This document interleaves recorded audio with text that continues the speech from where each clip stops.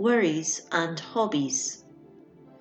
Though these words are much alike in sound, they have no sympathy one with another. Put them in active operation, and they rush at each other's throats far worse than Allies and Germans are now fighting.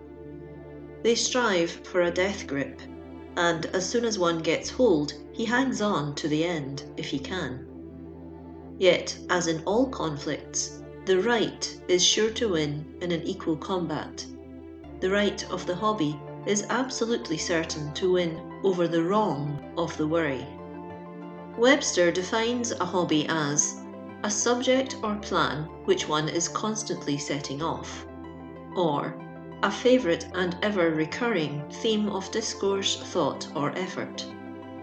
But the editor of the Century Dictionary has a better definition, more in accord with modern thought, namely, that which a person persistently pursues or dwells upon with zeal or delight, as if riding a horse.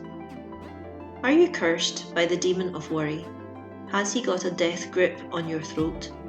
Do you want to be freed from his throttling assaults?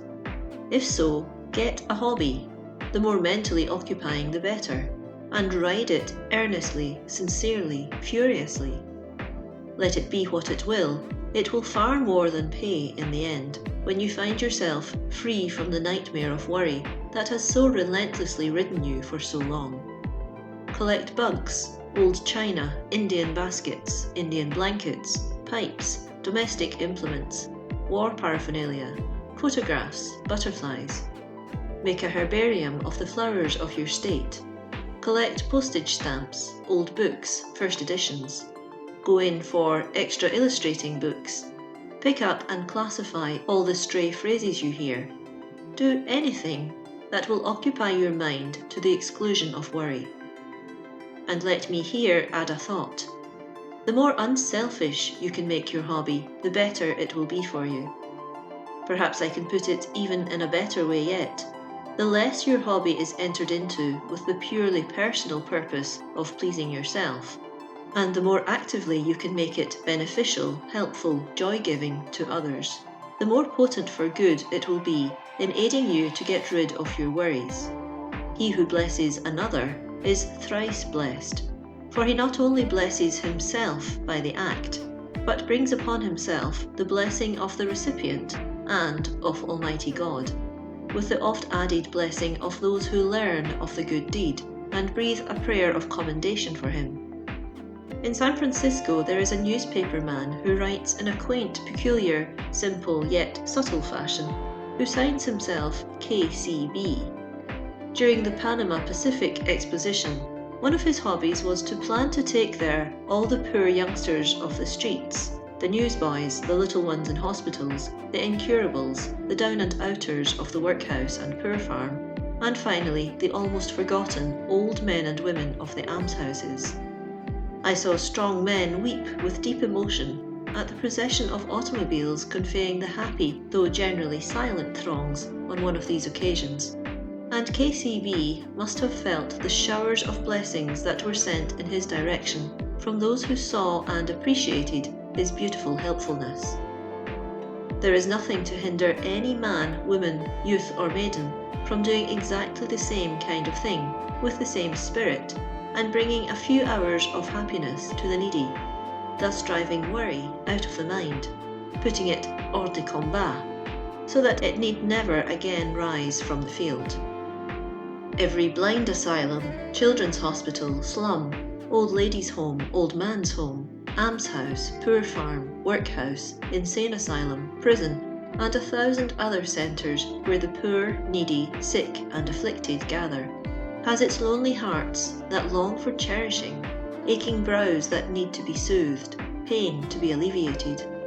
And there is no panacea so potent in removing the worries of our own life as to engage earnestly in removing the positive and active ills of others.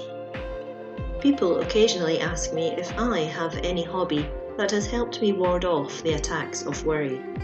I do not believe I have ever answered this question as fully as I might have done, so I will attempt to do so now. One of my first hobbies was food reform and hygienic living. When I was little more than 12 years of age, I became a vegetarian, and for 9 years lived the life pretty rigorously. I have always believed that simpler, plainer living than most of us indulge in, more open-air life, sleeping, working, living out of doors, more active physical exercise of a useful character, would be beneficial. Then I became a student of memory culture. Professor William Stokes of the Royal Polytechnic Institution became my friend, and for years I studied his system of mnemonics, or as it was generally termed, artificial memory. Then I taught it for a number of years, and evolved from it certain fundamental principles upon which I have largely based the cultivation of my own memory and mentality, and for which I can never be sufficiently thankful. Then I desired to be a public speaker. I became a hobbyist on pronunciation, enunciation, purity of voice, phrasing, and getting the thought of my own mind in the best and quickest possible way into the minds of others. For years I kept a small book in which I jotted down every word, its derivation and full meaning, with which I was not familiar. I studied clear enunciation by the hour. Indeed, as I walked through the streets, I recited to myself aloud, so that I could hear my own enunciation, such poems as Southey's Cataract of Lodore, where almost every word terminates in ing. For I had heard many great English and American speakers whose failure to pronounce this terminal ing in such words as coming, going, and so on, used to distress me considerably. Other exercises were the catches such as Peter Piper picks a peck of pickled peppers, or Selina Seamstitch stitches 7 seams slowly, surely, serenely, and slovenly, or around a rugged rock a ragged rascal ran a rural race. Then too, Professor Stokes has composed a wonderful yarn about the memory, entitled My M Made Memory Medley, mentioning memory's most marvellous manifestations. This took up as much as 3 or 4 pages of this book, every word beginning with M. It was a marvellous exercise for lingual development. He also had the far-famed fairy tale of Fenella, and these were constantly and continuously recited with scrupulous care as to enunciation. My father was an old-time conductor of choral and oratorio societies, and was the leader of a large choir. I had a good alto voice, and under his wise discipline it was cultivated, and I was a certificated reader of music at sight before I was 10 years old. Then I taught myself to play the organ, and before I was 20, I was the organist and choirmaster of one of the largest congregational churches of my native town, having often helped my father in the past years to drill and conduct oratorios such as The Messiah, Elijah, The Creation, and so on. When I began to speak in public, the only special instruction I had for the cultivation of the voice was a few words from my father to this effect: Stand before the looking-glass, and insist that your face appear pleasant and agreeable. Speak the sentence you wish to hear. Listen to your own voice. You can tell as well as anyone else whether its sound is nasal, harsh, raucous, disagreeable, affected, or in any way displeasing or unnatural. Insist upon a pure, clear, natural, pleasing tone. And that's all there is to it. When you appear before an audience, speak to the persons at the further end of the hall, and if they can hear you, don't worry about anyone else. Later, when I had become fairly launched as a public speaker, he came to visit me, and when I appeared on my platform that night, I found scattered around on the floor, where none could see them but myself, several placards upon which he had printed in easily read capitals, Don't shout, keep cool, avoid ranting, make each point clear, don't ramble, and so on. When I was about 14, I took up phonography, or stenography as it is now known.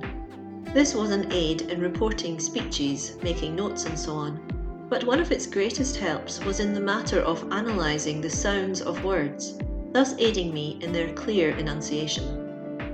At this time I was also a Sunday school teacher, and at 16 years of age a local preacher in the Methodist Church.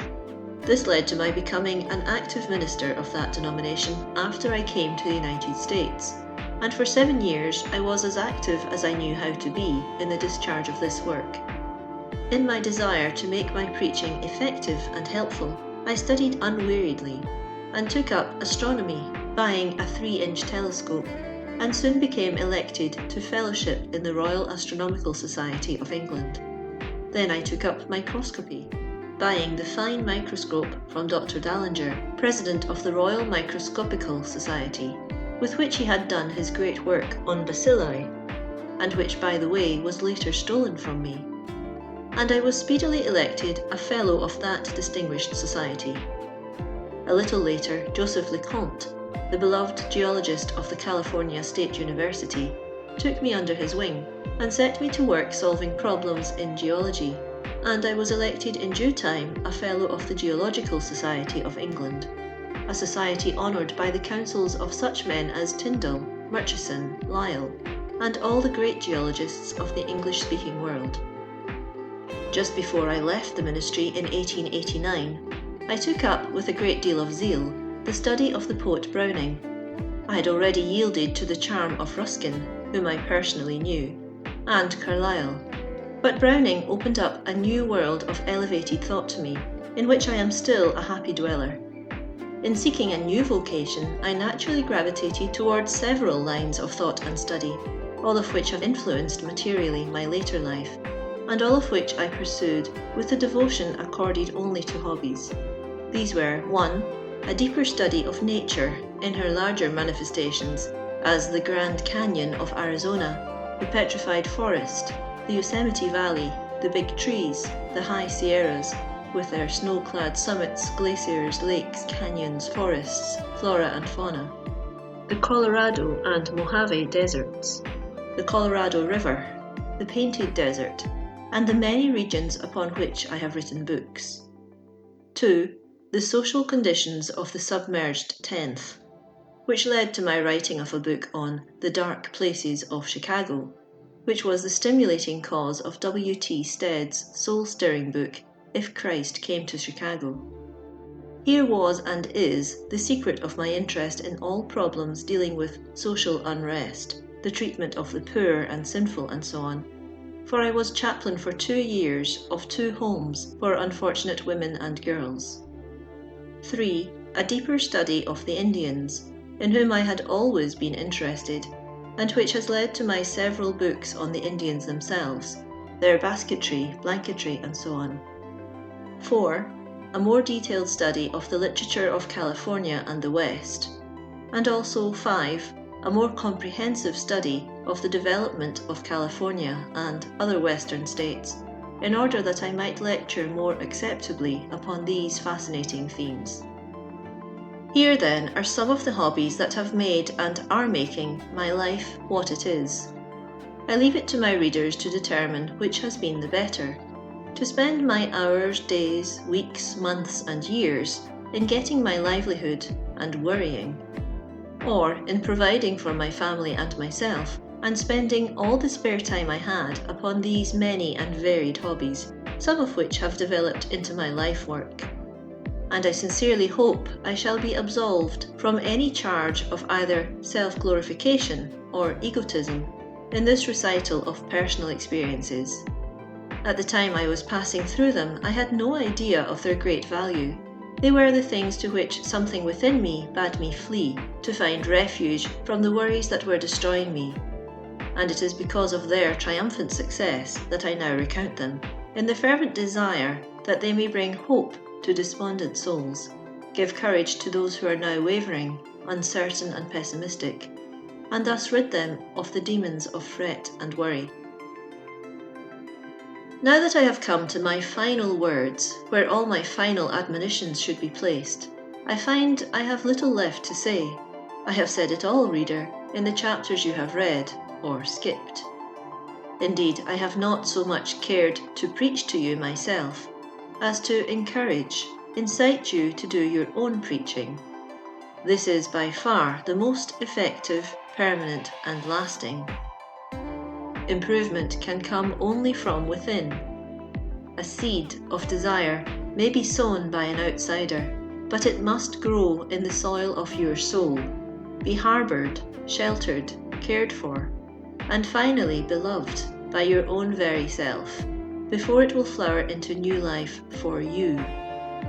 That you may possess this new life, a life of work, of achievement, of usefulness to others, is my earnest desire, and this can come only to its fullest fruition in those who have learned to quit worrying.